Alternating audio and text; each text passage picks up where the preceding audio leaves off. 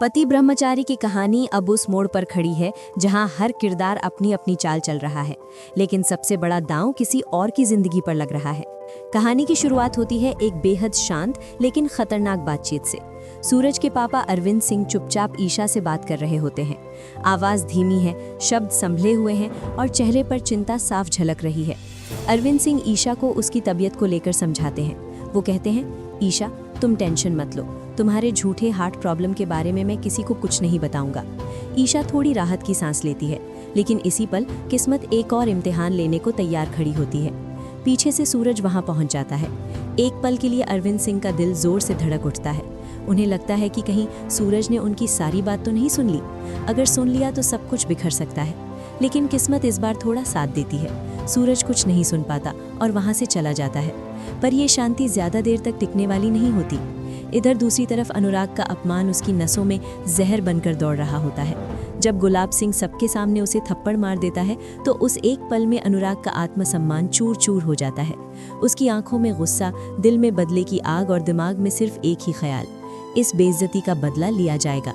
अनुराग शांत दिखता है, लेकिन अंदर ही अंदर खतरनाक साजिश तैयार हो चुकी होती है। वो चोरी छिपे एक गुंडे को अपने ही घर बुलाता है। दरवाजे बंद होते हैं, आवाजें धीमी होती है और फिर टेबल पर पैसों की गड्डी रख दी जाती है।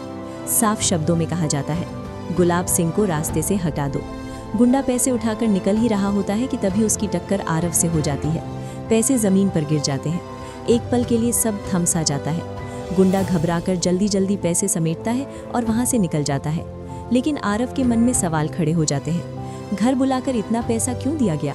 अनुराग बात संभालने की कोशिश करता है। वो कह देता है कि वो आदमी कंपनी का कर्मचारी था और अपना बकाया लेने आया था। लेकिन आरव सब समझ चुका होता है। उसे साफ नजर आ जाता है कि अनुराग अपने थप्पड़ का बदला गुलाब सिंह से लेने की तैयारी कर चुका है और उधर साजिश अब हकीकत बनने लगती है। गुंडे गुलाब सिंह को किडनैप कर लेते हैं। एक सुनसान जगह, चारों तरफ अंधेरा और फिर शुरू होती है बेरहमी, मारपीट, चीखें और दर्द। गुलाब सिंह को अंदाजा हो जाता है कि उसने जिस आग से घेरा था वही अब उसे जलाने आ गई है। लेकिन कहानी का सबसे खतरनाक मोड़ अभी बाकी होता है। खुद अनुराग सूरज को फोन करता है। उसकी आवाज में झूठी घबराहट होती है। वो कहता है, सूरज तुम मेरे पापा को अपने बाबूजी मानते हो ना? उन्हें अभी तुम्हारी बहुत जरूरत है। कुछ गुंडों ने उनका अपहरण कर लिया है, जल्दी उन्हें बचाने आओ। सूरज उस वक्त एयरपोर्ट पर होता है। अरविंद सिंह उससे कुछ कहना चाहते हैं, उसे रोकना चाहते हैं, लेकिन सूरज ठीक से सुन ही नहीं पाता। उसके कानों में बस एक ही बात गूंज रही होती है, बाबूजी खतरे में है। और फिर वही होता है जिससे सब डर रहे थे। सूरज सब कुछ छोड़कर गुलाब सिंह को बचाने निकल पड़ता है, क्योंकि सूरज के लिए गुलाब सिंह सिर्फ एक इंसान नहीं, भगवान समान बाबूजी है। गुस्से और दर्द से भरा सूरज जैसे ही वहां पहुंचता है वो गुंडों पर टूट पड़ता है। यहाँ दर्शकों को सूरज का सबसे खतरनाक अवतार देखने को मिलता है। एक एक करके गुंडे जमीन पर गिरते हैं। घूंसे, लातें और चीखें, पूरा इलाका दहल उठता है। लेकिन दूर खड़े अरविंद सिंह ये सब अपनी आंखों से देख लेते हैं।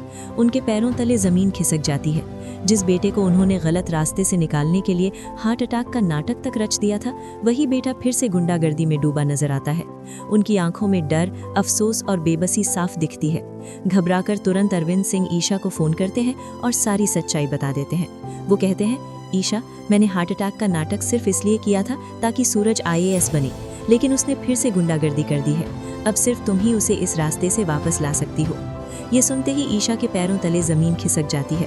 पहले से कमजोर तबीयत, ऊपर से मानसिक तनाव, वो खुद को संभाल नहीं पाती। उसकी आंखों के सामने अंधेरा छा जाता है और वो बेहोश होकर गिर पड़ती है। तनाव उसकी हालत और बिगाड़ देता है।